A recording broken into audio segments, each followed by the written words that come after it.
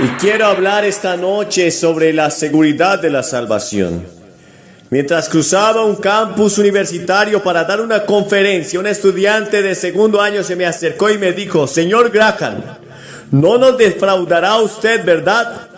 Y me quedé perplejo. Le pregunté a qué se refería. Me explicó: díganos por favor cómo encontrar a Dios. Es lo que necesitamos. En otra universidad, un estudiante me dijo: Señor Graham, escuchamos mucho acerca de lo que Cristo ha hecho por nosotros en el valor de la religión y lo que es la salvación personal, pero nadie nos dice cómo encontrar a Cristo. Este lamento de un estudiante sincero se convirtió en un serio desafío para mí. Desde entonces, en cada sermón ante estudiantes universitarios y de bachillerato, high school, he intentado decirles en forma simple y directa cómo encontrar a Cristo. Millones de estadounidenses dan por sentado los elementos básicos de la fe cristiana. Sin embargo, hay otros millones que son tan ignorantes del camino de la salvación que enseña el Nuevo Testamento como lo son los pueblos no alcanzados de Sudáfrica y Sudamérica. La Biblia enseña que Dios ha hecho el plan de redención tan claro que cualquiera puede ser salvo. Sin embargo, saber acerca de Cristo, la cruz y el camino de la salvación es una cosa, pero apropiárselo para uno mismo es otra cosa muy distinta. Hay miles de personas en el mundo de los negocios, miles de obreros calificados, miles de estudiantes en nuestras universidades que tienen una comprensión intelectual de la fe cristiana, pero nunca han permitido que Cristo entre en sus vidas. Primero, usted tiene una necesidad. Me gustaría hablar muy sencillamente acerca de cómo encontrar a Jesucristo y tener la seguridad de la salvación. Primero, reconozca su necesidad. Nunca se encontrará cara a cara con Cristo a menos que sepa que lo necesita. Si se siente autosuficiente, capaz de enfrentar la vida con su propio poder, entonces probablemente nunca lo encontrará. Una lectura de los evangelios le mostrará que Jesús no obligaba a las personas que se sentían autosuficientes, justas y confiadas en sí mismas para recibirlo. Pero no tuvo reparos en abrir los ojos del ciego. Él le dijo a Bartimeo cuando clamó: Jesús, ten compasión de mí. Y no dudó de dar agua a la vida de la mujer samaritana que dijo: Señor, dame de esa agua para que no vuelva a tener sed. Se puso de inmediato al lado de Pedro cuando se hundía en el agua y clamó: Señor, sálvame. No encontramos ningún caso en el que Cristo se rehusara a ayudar a alguien que vio en él la respuesta a la necesidad más profunda. Por otra parte, no tenemos registros de que haya obligado a ninguna persona que rechazaba su presencia y su poder a recibirlo.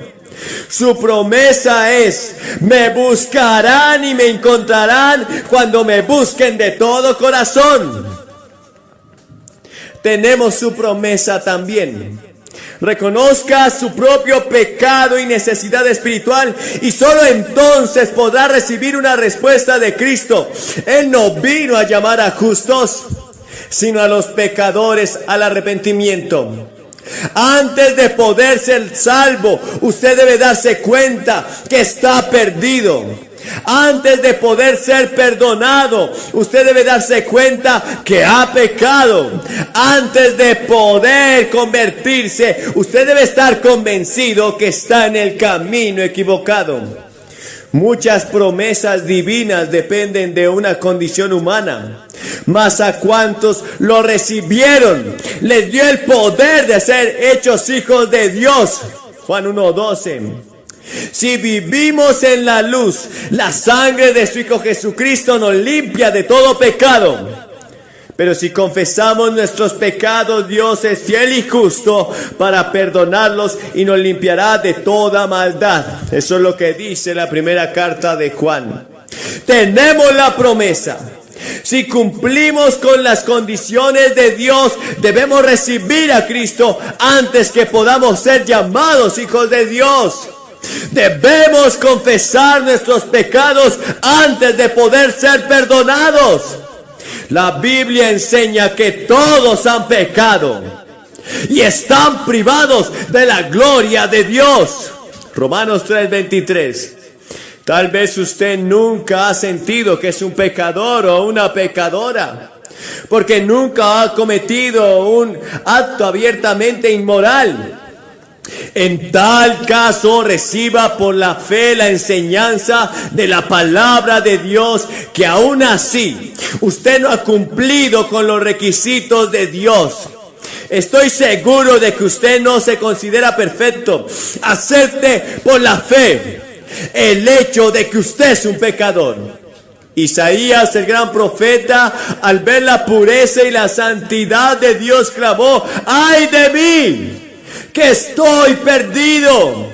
Soy un hombre de labios impuros y vivo en medio de un pueblo blasfemo.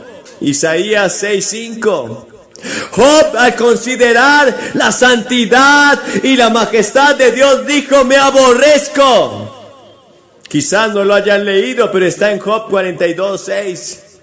Pedro, el gran apóstol, quien estuvo dispuesto a ser crucificado cabeza abajo por su Salvador, confesó: soy un pecador. Ahora debemos de ir al médico. Todos somos pecadores ante los ojos de Dios. Debemos reconocer nuestros pecados y estar dispuestos a confesarlos. Cuando tenemos una necesidad física, vamos al médico. Cuando reconocemos que tenemos una enfermedad moral y espiritual, debemos ir al gran médico, nuestro Señor y Salvador Jesucristo. Él es el único en el cielo y en la tierra que está calificado para tratar con los complejos problemas del corazón humano. Si la ONU se diera cuenta de que el problema básico del mundo es espiritual y moral, sería el primer paso hacia la paz mundial. Sin embargo, están cometiendo el error que han cometido todos los grandes cuerpos deliberativos. Tratan con los síntomas más que las causas. La causa de nuestro problema es el pecado. Este es el mismo error que usted puede estar cometiendo en su propia vida. ¿Ha pensado que su problema es producto de un matrimonio desafortunado? ¿Condiciones de trabajo desfavorables? ¿Tal vez una discapacidad física o tensiones emocionales? Pues no es así. Tu problema es tu pecado, y si no te arrepientes, perecerás. El problema básico. Pero el problema básico se encuentra en tu propia alma. Usted ha ofendido a Dios con su pecado. Yo también lo he hecho.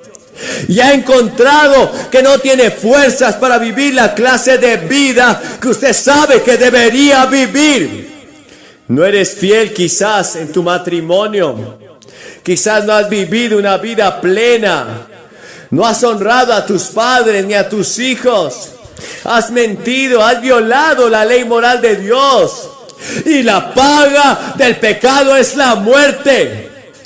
En el momento que usted reconozca esta necesidad y esté dispuesto a acudir a Cristo por la fe, habrá dado el primer paso a la salvación y a la redención. Segundo, esté abierto a entender la cruz. Esto suena casi imposible, porque aún los mayores teólogos nunca entendieron los misterios de la cruz. Esta es una dificultad que parece casi insuperable desde el punto de vista humano. La Biblia misma dice que el hombre natural no puede comprender las cosas de Dios. Así que, ¿cómo puede alguien entender la cruz antes de encontrar la seguridad cristiana? Cuando vemos a Cristo muriendo y derramando su sangre por nuestros pecados, quedamos absortos, asombrados y fascinados. Sentimos una extraña atracción. No podemos siquiera entender nuestros propios sentimientos. No podemos entender un amor tan grande como el suyo. ¿Cómo podemos entender? Muchos intelectuales han creado teorías con relación a por qué Cristo murió y cuál fue el significado eterno de su muerte. Ninguna parece encajar. Todas son inadecuadas. Ninguna nos satisface. Solo cuando entendemos que Cristo estaba muriendo en lugar de los pecadores, por el pecado, encontramos una explicación satisfactoria. Pero ¿cómo podemos entenderlo? He aquí el milagro. Así como Pedro dijo gracias a una revelación divina: tú eres el Cristo, el Hijo del Dios viviente. De la misma forma, mediante un milagro, el significado de la cruz le será dado a usted por el Espíritu Santo. Recuerdo a un joven periodista del Washington Ghost que asistió a las reuniones de Kenny Hall. Como parte de su trabajo, oyó el Evangelio noche tras noche, pero no pareció hacer ningún impacto sobre él. Sin embargo, un día, cuando uno de sus colegas le preguntó: ¿qué están predicando allá?, él trató de explicar algo así del Evangelio y dijo: es algo así, así, Cristo murió por mí, Cristo murió por mis pecados y resucitó. Y cuando lo dijo, de pronto se dio cuenta que era verdad. De pronto recibió milagrosamente el pleno significado de esas palabras. Y en ese momento recibió la seguridad de la salvación. Cuán vívida se vuelve la cruz. Cuando Pablo habla de ella: he sido crucificado con Cristo, y ya no vivo yo, sino que Cristo vive en mí. Gálatas 2:20. Cuando usted ve a Jesús exaltado y levantado, el Hijo de Dios azotado, desfigurado, magullado, muriendo por usted, y pueda decir junto con Pablo: quien me amó y dio su vida por mí, habrá dado el segundo paso hacia la fe cristiana. Tercero, considere el costo. Jesús desalentó el entusiasmo superficial. Instó a las personas a considerar detenidamente el costo de ser un discípulo de Cristo. Hoy vemos multitudes en las iglesias vez tras vez. Se reúnen en diferentes lugares, aparecen avivamientos. Pero me pregunto si estás considerando el costo de seguir a Cristo. Oh, claro que te va a costar. Claro que te costará. No puedes vivir un cristianismo superficialmente y creer que has sido salvo. Frecuentemente, cuán grandes multitudes lo seguían, y él se dirigía a la gente y les decía: ¿han considerado el costo? ¿Se dan cuenta de que si alguien quiere seguirme tendrá que negarse a sí mismo, tomar su cruz y seguirme? También dijo: supongamos que alguno de ustedes quiere construir una torre. ¿Acaso no se sienta primero a calcular el costo para ver si tiene suficiente dinero para terminarla? De la misma manera, cualquiera de ustedes que no renuncie a todos sus bienes no puede ser mi discípulo. Lucas 14, 28 al 33. ¿Qué es más fácil y qué es más difícil? Muchos se acercan a Cristo sin considerar primero el costo. El costo incluye arrepentimiento, dejar el pecado y un reconocimiento continuo y diario de que Cristo está en su vida. Estos son los requisitos mismos del discipulado. La vida cristiana no es para los débiles, no es para los blandos, no es para los cobardes. El director de un campamento cuyo propósito es llevar a jóvenes pandilleros a Cristo dice: ser cristiano es la cosa más difícil del mundo.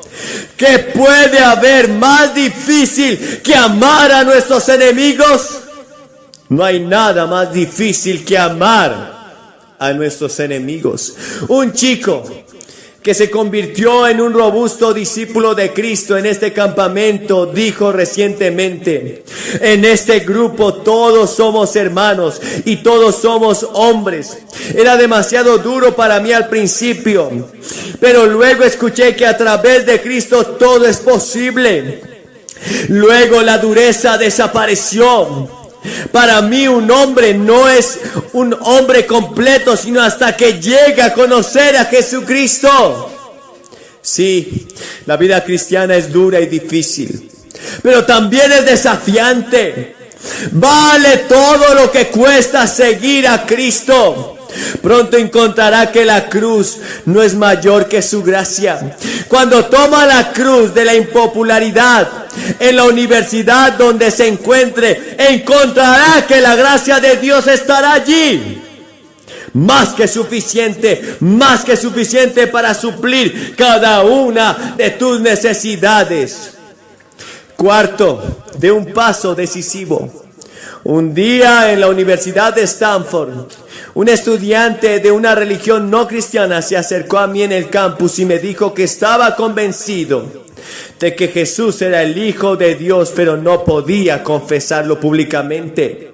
Dijo que en su país de origen el costo social era demasiado grande.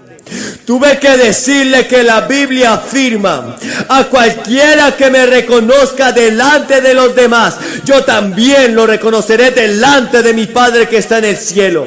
Pero cualquiera que me desconozca delante de los demás, yo también lo desconoceré delante de mi Padre que está en el cielo. Como el joven rico de la Biblia, se fue triste. Había considerado el costo y no pudo pagar el precio del reconocimiento abierto a Jesús como su Salvador. Pedimos a las personas que hagan una confesión pública de Cristo en nuestras reuniones, porque Cristo exige un compromiso definido. No existe tal cosa como un discípulo secreto. Cristo tenía razones para exigir que la gente lo siguiera abiertamente. Él sabía que un voto sin testigos no es un verdadero voto. Es el paso decisivo. Hay tres personitas que viven en el fondo de nosotros. Uno es el intelecto, otro es la emoción y tercero es la voluntad. Usted podrá aceptar intelectualmente a Cristo, emocionalmente puede sentir que lo ama. Sin embargo, hasta que no haya entregado a Cristo mediante un acto decisivo su voluntad, usted no es un cristiano. Y lamento decírselo de esta forma. ¿Ha dado usted este paso decisivo? La Biblia dice: mas a cuantos lo recibieron, a los que creen en su nombre, les dio el derecho de ser hijos de Dios. Juan 1:12. Quinto, permita que Dios cambie su vida. Cuando usted acude a Cristo, usted es un bebé espiritual. Al leer el Nuevo Testamento verá cómo los primeros discípulos, durante los primeros días de seguir a Cristo, tropezaron y frecuentemente fracasaron. Discutían, eran envidiosos, contenciosos, infieles y a menudo se enojaban. No obstante, a medida que se iban vaciando de sí mismos y se llenaban de Cristo, fueron desarrollándose hacia la plena estatura de un cristiano. La conversión es solo el principio. Una nueva vida comienza en usted en el momento en que recibe a Cristo. El Espíritu Santo ha pasado a residir en usted. Durante el resto de su vida se ocupará de conformarlo a la imagen de su Hijo, el Señor Jesucristo. Sin embargo, usted será un objetivo de Satanás, el enemigo de Cristo. Cuando usted andaba en el camino de Satanás en el mundo, él no se preocupaba demasiado en molestarlo. Lo tenía para sí. Usted era su hijo. Pero ahora, desde que usted recibió a Cristo y es un hijo de Dios, Satanás usará todas sus técnicas diabólicas para frustrarlo, obstaculizarlo y derrotarlos. Hay milagros alrededor de usted. Cuando usted viene a Cristo, su comportamiento moral sufrirá un reajuste. Encontrará un nuevo deseo de hacer lo correcto, junto con las fuerzas para hacerlo. Habrá reminiscencias de la vida antigua quizás, y habrá momentos en los cuales tendrá deseo de volver, como la puerca lavada a revolcarse en el lodo. Pero recuerde a quién pertenece ahora. Usted ha recibido a Cristo y quiere seguirlo y servirlo. Ahora tiene la naturaleza de Cristo en su interior. Y el que está en usted es más poderoso que el que está en el mundo. Si usted es fiel en asistir a la iglesia, en la oración, en la lectura bíblica y el testimonio, Dios obrará en usted y a través de usted. Usted podrá decir como Pablo: todo lo puedo en Cristo que me fortalece. Verá que ocurren milagros alrededor de usted al disciplinar su vida según el patrón de un verdadero cristiano. ¿Está listo para encontrarse con Dios? ¿No le gustaría saber que todo pecado ha sido perdonado? ¿No le gustaría saber que usted está listo para encontrarse con Dios, no importa lo que ocurra en esta era nuclear? En resumen, aquí están los 5 pasos. Primero, reconozca su necesidad. Segundo, esté abierto a entender la cruz. Tercero, considere el costo. Cuarto, de un paso decisivo de compromiso con Cristo. Quinto, permita que Dios cambie su vida. ¿Le ha pasado todo esto a usted? Si no es así, todo esto podría suceder si tan solo permite que Cristo entre en su corazón. Invítelo ahora mismo. La Biblia dice: todo el que invoque el nombre del Señor será salvo. Te voy a pedir que aceptes a Cristo esta noche. Te voy a pedir que te pongas en pie y vengas ante esta plataforma reconociendo tu necesidad, estando abierta a entender la cruz, considerando el costo, dando un paso decisivo y permitiéndole a Dios que cambie tu vida. Si has hecho esto esta noche, estaremos orando contigo. El Espíritu Santo vendrá y te cambiará. Esta es tu noche, este es el día. Aleluya.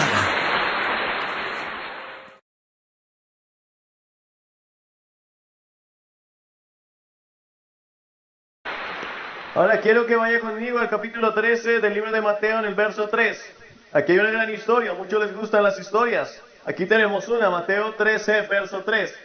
Y les habló muchas cosas por parábolas diciendo: he aquí el sembrador salió a sembrar. Y mientras sembraba, parte de la semilla cayó junto al camino, y vinieron las aves y la comieron. Parte cayó en pedregales donde no había mucha tierra, y brotó pronto porque no tenía profundidad de tierra. Pero salido el sol se quemó porque no tenía raíz y se secó. Y parte cayó entre espinos, y los espinos crecieron y la ahogaron. Pero parte cayó en buena tierra y dio fruto, cual al 100, cual al 70 y al 30 por uno. El que tiene oídos para oír, que oiga.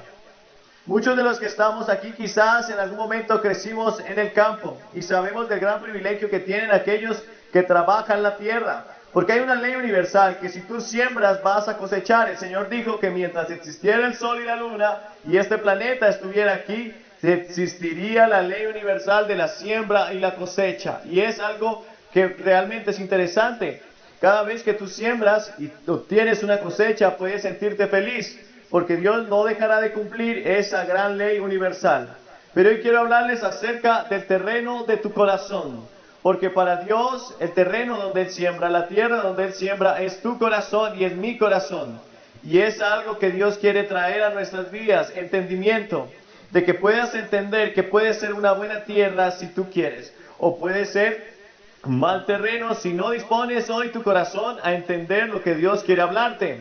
Aquellos discípulos y aquellas personas que escucharon la parábola del sembrador, muchos de ellos no entendieron nada de lo que Jesús les estaba diciendo, porque el corazón del pueblo se había engrosado tanto que Jesús les hablaba por parábolas, para que no escucharan con su mente, para que no razonaran, sino más bien aquellos que verdaderamente querían seguirle, entendieran de todo corazón y le siguieran. Así que los discípulos le preguntan a Jesús: Señor, no entendemos esta parábola, ¿podrías explicárnosla? Y entonces el Señor les explica a partir del verso 18. Es por eso que en esta parábola no hay necesidad de especular, no hay necesidad de interpretar, sino que simplemente vamos a escuchar la interpretación que el Señor Jesucristo Él mismo le dio a esta parábola. En el verso 18 dice: oíd pues vosotros la parábola del sembrador. Cuando alguno oye la palabra del reino y no la entiende, viene el malo y arrebata lo que fue sembrado en su corazón. Este es el que fue sembrado junto al camino.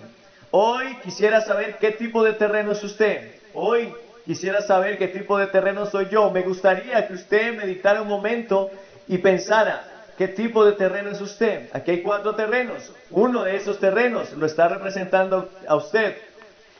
El sembrador es el Señor Jesucristo, que a través de predicadores, a través de programas de radio, de televisión, a través de medios y escritos, impresos, predica la palabra.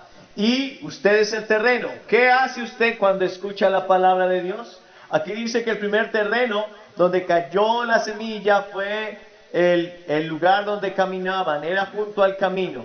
Y este hombre o esta persona o esta mujer o este terreno no pudo recibir esa palabra, no la entendió.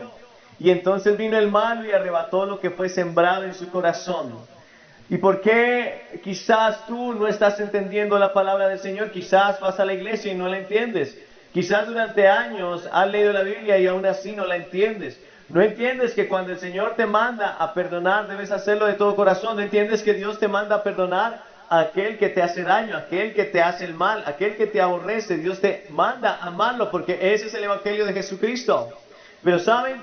Quiero que piensen en esto. Cuando alguien camina sobre un terreno, ese terreno se va endureciendo, ese terreno se pone duro, áspero, ese terreno no se pone maleable, no es un terreno donde pueda penetrar una semilla, pues está pisada tantas veces que la tierra allí se pone literalmente como si fuera cemento, como si fuera un pavimento. ¿Cuántas personas quizás han pisoteado tu corazón? ¿Cuántas personas quizás te han ofendido? ¿Cuántas personas quizás desde tu niñez te han hecho daño y eso ha hecho que tu corazón se endurezca? Y de manera que ahora no puedes entender la palabra del Señor cuando Él te está hablando a amar, a perdonar, a olvidar, a sentir que debes amar a aquel que te hace daño, a gozarte cuando sufres. Cuando una persona no entiende la palabra del Señor, entonces viene Satanás y arrebata lo que fue sembrado en ese corazón. Yo espero en esta noche que tú puedas hoy abrir tu corazón, dejar la dureza, permitirle al Espíritu Santo que Él mueva tu corazón. Pues la Biblia dice que cuando hay esa enfermedad de dureza de corazón, Él puede venir y cambiar ese corazón de piedra y mudarlo por un corazón de carne, dice Ezequiel 32.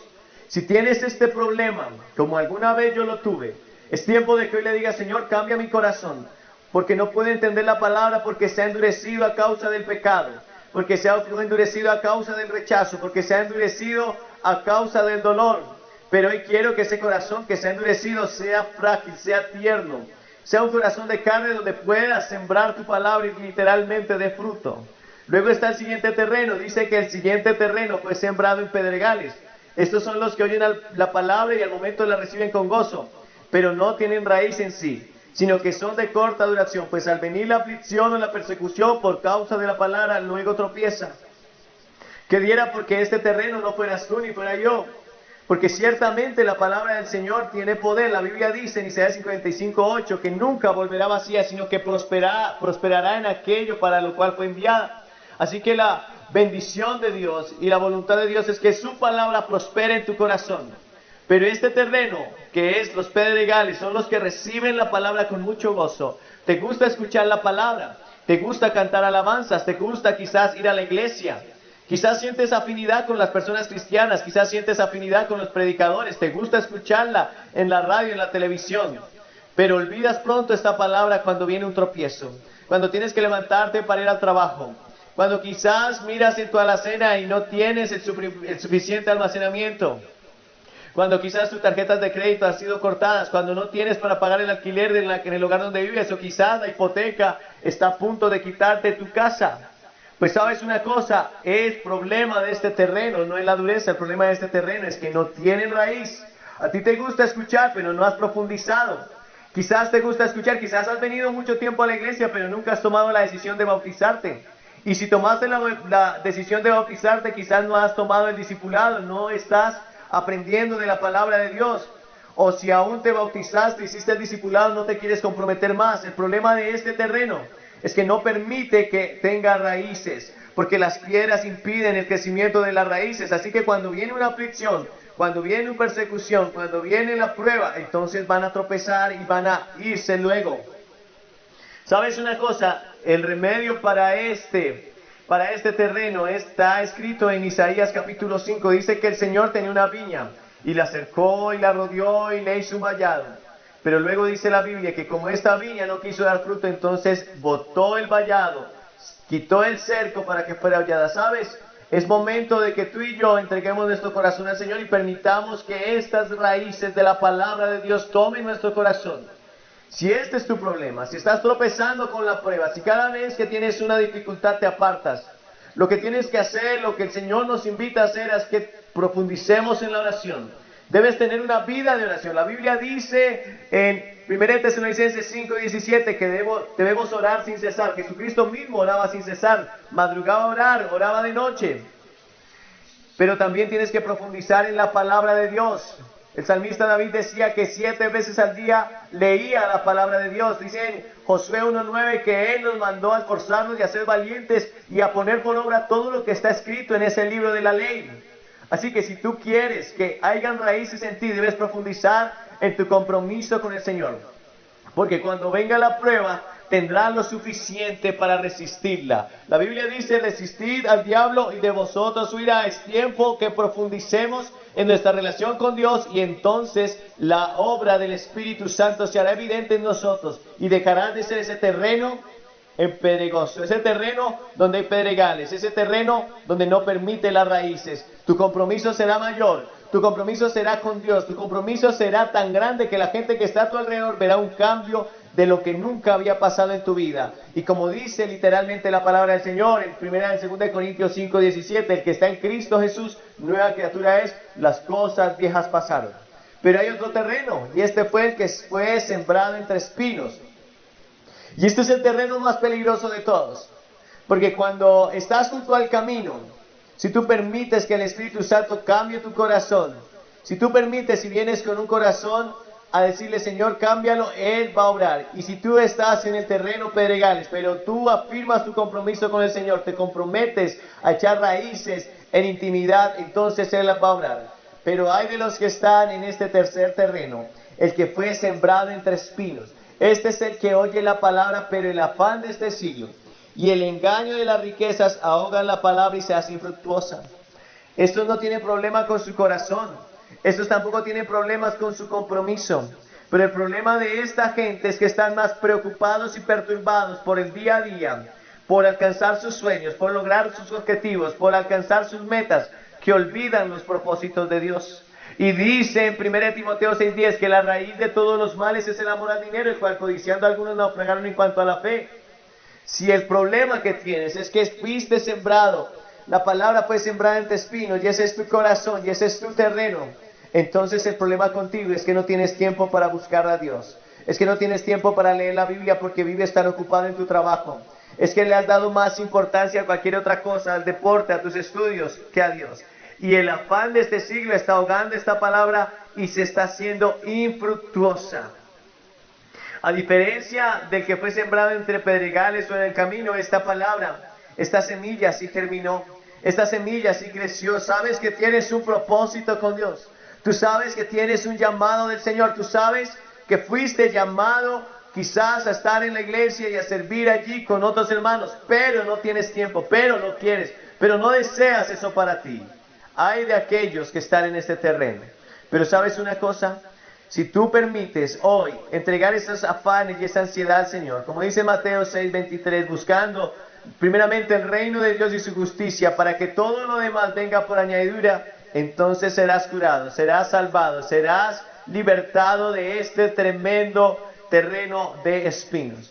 Mas el que fue sembrado, vamos a ver el cuarto terreno, verso 23 de Mateo 13, mas el que fue sembrado en buena tierra, este es el que oye y entiende la palabra, y da fruto, y produce a 100, a 70 y a 30 por uno.